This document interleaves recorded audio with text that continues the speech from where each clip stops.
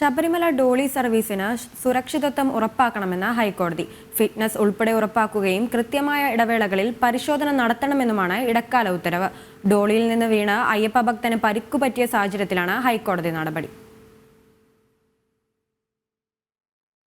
ഡോളിയിൽ നിന്നും വീണ് ശബരിമല തീർത്ഥാടകനായ 59-കാരന് പരിക്ക് പറ്റിയ സംഭവം സ്പെഷ്യൽ കമ്മീഷണർ റിപ്പോർട്ടായി നൽകിയ സാഹചര്യത്തിലാണ് ഹൈക്കോടതി ഇടക്കാല ഉത്തരവിറക്കിയത്.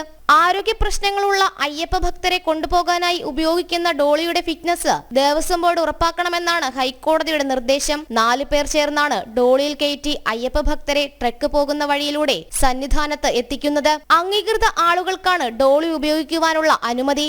എന്നാൽ ഡോളി കൈകാര്യം ചെയ്യുന്നതിൽ അനാസ്ഥയുണ്ടെന്നും ഇതാണ് അപകടത്തിന് കാരണമെന്നും സ്പെഷ്യൽ കമ്മീഷണർ ഹൈക്കോടതിയിൽ റിപ്പോർട്ട് നൽകിയിരുന്നു. അംഗീകൃത രജിസ്ട്രേഷനും പോലീസ് സ്ഥിരീകരണ സർട്ടിഫിക്കറ്റും ഹെൽത്ത് കാർഡും ഉള്ളവരാകണം ഡോളി തൊഴിലാളികളെന്നും ഹൈക്കോടതി നിർദ്ദേശിച്ചു. കൂടാതെ ഓരോ ഡോളിയുടെ കാലദൈർഘ്യവും പരിശോധിക്കണം. വെർച്വൽ ക്യൂ പ്ലാറ്റ്ഫോമിൽ ഡോളിക്ക് ഈടാക്കുന്ന നിരക്ക് പ്രദർശിപ്പിക്കണം. ഡോളി തൊഴിലാളികൾ ഭക്തരെ ചൂഷണം ചെയ്യുന്നുവെന്ന് കണ്ടെത്തിയാൽ എക്സിക്യൂട്ടീവ് ഓഫീസർക്ക് കർശന നടപടി സ്വീകരിക്കാമെന്നും ഹൈക്കോടതി ഉത്തരവിട്ടു.